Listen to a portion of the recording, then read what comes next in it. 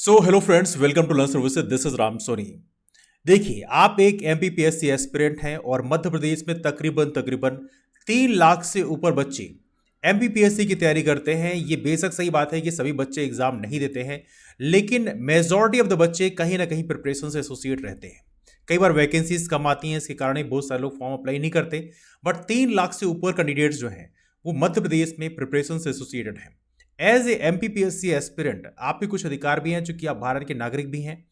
अधिकारों में सबसे प्रमुख है ट्रांसपेरेंसी की डिमांड करना। किसी भी संस्था से आप निष्पक्षता की डिमांड कर सकते हैं, और इसके अंतर्गत एमपीपीएससी में जो महाआंदोलन हम करने जा रहे हैं उसमें एमपीपीएससी मेंस की कापियां दिखाई जानी चाहिए। ये हमारी एक डिमांड है।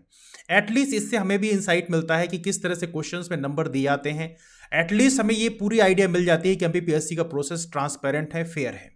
तो इसके लिए जरूरी है कि एमपीपीएससी को कापियां दिखानी चाहिए। इवनली आप देखेंगे कि हाई कोर्ट के द्वारा सिविल जज का एग्जाम कराया है, वहां पर भी वो प्रॉपर तरीके से कापियां दिखाते हैं। स्कूलों में भी जब एग्जाम होता है तो टीचर्स कापियां दिखाते हैं बच्चों की, देखो इस क्वेश्चन में इतने नंबर मिले, इस क्वेश्चन में इतने नंबर मिले। तो ये ट्रांसपेरेंसी की डिमांड करना बहुत ही वाजिब है और एमपीपीएससी को कापियां दिखानी ही चाहिए। दूसरी हमारी महत्वपूर्ण डिमांड है, इसमें कहा गया है कि चूंकि मध्य प्रदेश में कहा जाता है कि लाखों पद खाली हैं।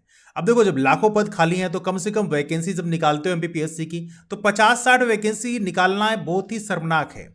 तो इसके लिए एमपीपीएससी को कम से कम अन्य पीएससी सीखना चाहिए। छत्तीसगढ़ पीएससी का वैकेंसी आता है, बिहार पीएससी का नोटिफिकेशन आता है, उत्तर प्रदेश पीएससी का नोटिफिकेशन आता है, इसके अलावा राजस्थान पीएससी का नोटिफिकेशन आता है। कम से कम उनसे ही सीख लें।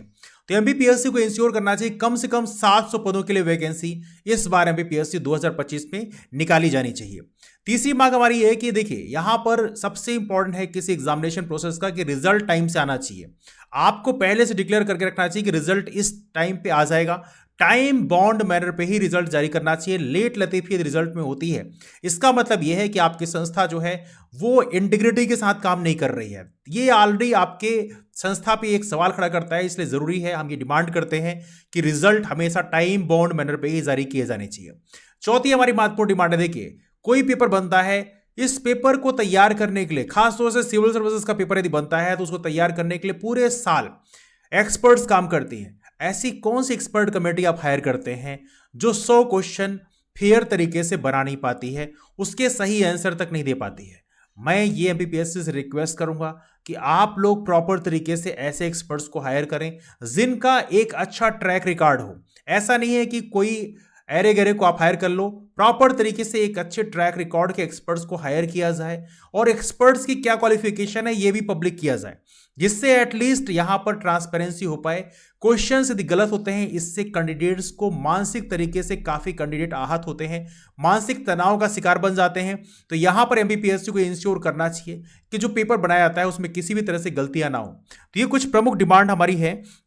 बाकी यहां पर जैसे कि मैंने कहा कि बड़ी संख्या में हमारे मध्य प्रदेश में एमपीपीएससी एस्पिरेंट हैं।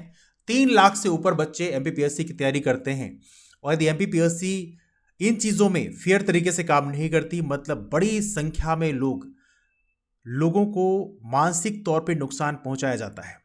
तो इन डिमांड्स को लेकर हम लोग 18 दिसंबर को आंदोलन करने जा रहे हैं, और ये हमें उम्मीद है कि आप सभी का सहयोग इसमें अपेक्षित होगा। मुलाकात करते हैं आप लोगों से फिर 18 दिसंबर को। तब तक के लिए ढेरों सारी शुभकामनाएं, और आप लोग आंदोलन में जरूर शरीक हों एमपीपीएससी में आके।